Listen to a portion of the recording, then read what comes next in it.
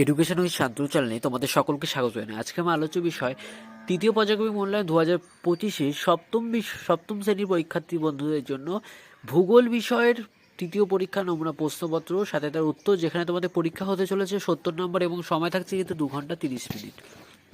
যারা চ্যানেলটিকে এখনও সাবস্ক্রাইব করোনি তারা কিন্তু চ্যানেলটিকে অবশ্যই সাবস্ক্রাইব করে বেল নোটিফিকেশানটি অন করে নেবে এবং তোমরা প্লে লিস্ট থেকে কিন্তু অন্যান্য ভিডিওগুলো দেখে নিতে পারো।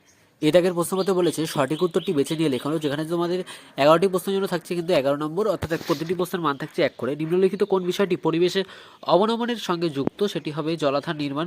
গ্রিনল্যান্ডের তুন্দ্রা জলবায়ু অঞ্চলের আদিম অধিবাসী হলো এস্কিমো। ওশিয়ানিয়া মহাদেশের যে আঞ্চলিক বিভাগে হাওয়াই দ্বীপপুঞ্জ অন্তর্ভুক্ত তা হলো পলিনেশিয়া। অস্ট্রেলিয়ার নাতিশীতোয় তৃণভূমি অঞ্চলকে বলে ডাউন্স। পৃথিবীর একেবারে কেন্দ্রে পদার্থের গড় ঘনত্ব প্রতি ঘনসেমিতে হলো প্রায় 12 থেকে 13 গ্রাম। পাত সংস্থান তত্ত্ব অনুযায়ী অপসারী পাতসীমার গঠিত হয় মধ্য সামুদ্রিক শৈলশিলা। চুনাপাথর থেকে রূপান্তরিত শিলাটি হলো উত্তর হবে মার্বেল। ভূপৃষ্ঠ বায়ু যে দিক থেকে প্রবাহিত হয় তার সঙ্গে কোরিওলিসিস বল কাজ করে সূক্ষ্মকোণে।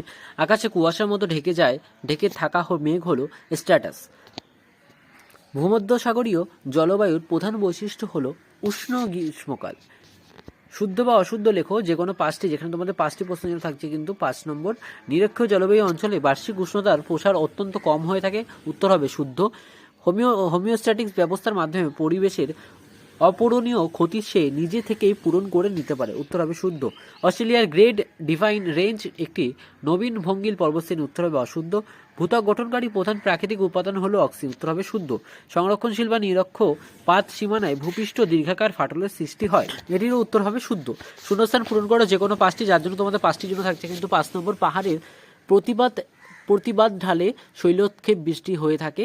মৌসুমী জলবায়ুর অঞ্চলে মৌসুমী বিস্ফোরণের মাধ্যমে বর্ষাকালের সূচনা হয়।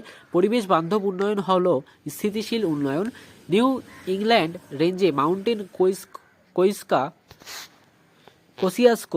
নিউ ইংল্যান্ড রেঞ্জে মাউন্ট কোসিয়াসকো অস্ট্রেলিয়ার সর্বোচ্চ শৃঙ্গ। অ্যানথেনোস্ফিয়ার শব্দের অর্থ হলো দুর্বল স্তর। একটি বা দুটি শব্দে উত্তর দাও যে কোনো 5টি, যেখানে 5টি প্রশ্নের জন্য তোমাদের থাকছে কিন্তু 5 নম্বর। উত্তর পশ্চিম ভারতে শীতকালীন বৃষ্টিপাতের প্রধান কারণ কি? উত্তর পশ্চিম ভারতে শীতকালীন বৃষ্টিপাতের প্রধান কারণ পশ্চিমী ঝঞ্ঝা। জীবাশ্ম জ্বালানি পোড়ানোর ফলে কোন কোন গ্যাস বায়ুতে মিশে বায়ুমণ্ডলের তাপমাত্রা বৃদ্ধি করে? জীবাশ্ম জ্বালানি পোড়ানোর ফলে কার্বন ডাই অক্সাইড গ্যাস বায়ুতে মিশে বায়ুমণ্ডলের তাপমাত্রা বৃদ্ধি করে। 3 নম্বর প্রশ্নপত্র বলেছে নিউজিল্যান্ডের উপকূল বরাবর গড়ে ওঠা বিখ্যাত সমভূমির নাম কি? নিউজিল্যান্ডের উপকূল বরাবর গড়ে ওঠা বিখ্যাত সমভূমির নাম হচ্ছে ক্যান্টারবেরি সমভূমি। পৃথিবীর চৌম্বক তত্ত্ব সৃষ্টিকারী ভূ অভ্যন্তরের প্রধান স্তর কোনটি? পৃথিবীর চৌম্বক তত্ত্ব সৃষ্টিকারী ভূ অভ্যন্তরের প্রধান স্তর হচ্ছে বহিঃকেন্দ্রমণ্ডল।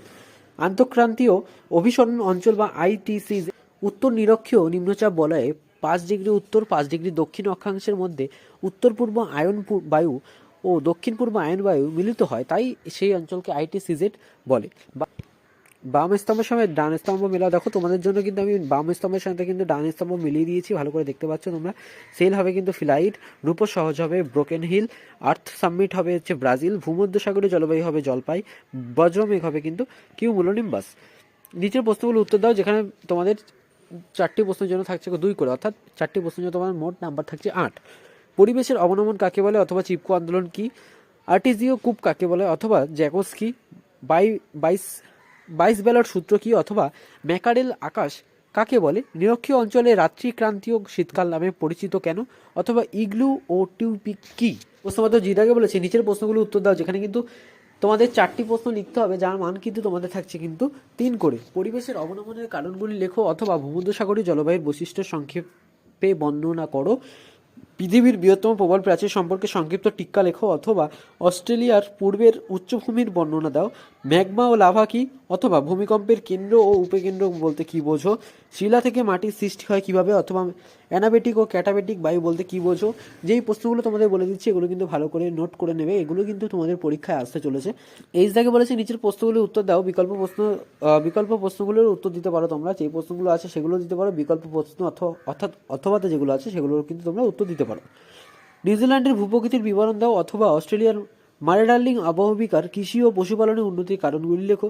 পৃথিবীর নিয়ত বায়ুপ্রবাহ সম্পর্কে আলোচনা করো অথবা ঘূর্ণ বৃষ্টিপাতের উৎপত্তি ও বৈশিষ্ট্য ব্যাখ্যা করো। পরিবেশ অবনমনের নিয়ন্ত্রণের উপায়গুলি লেখো অথবা মৌসুমী বায়ুর বৈশিষ্ট্য লেখো। এই ছিল তোমাদের 3টি প্রশ্ন, যার মান ছিল কিন্তু 5 করে, অর্থাৎ 3 5 15 নম্বর। এবং তোমাদের ম্যাপ পয়েন্টিং অর্থাৎ রেখা মানচিত্র উপযুক্ত চিহ্ন দিয়ে কিন্তু তোমাদের দেখাতে হবে জায়গাগুলো। যেমন এক নম্বরে বলেছে কার্পেন্টিয়া উপসাগর, গ্রেট ভিক্টোরিয়া মরুভূমি, রকি পর্বতমালা, কানাডীয় সিল্ট অঞ্চল, ব্রাজিলের উচ্চভূমি। এগুলো কিন্তু তোমাদের ম্যাপ পয়েন্টিং অর্থাৎ ম্যাপে কিন্তু তোমাদের মার্ক করে দেখাতে হবে, যার জন্য তোমাদের 5টি প্রশ্নের জন্য কিন্তু তোমাদের থাকছে 5 নম্বর।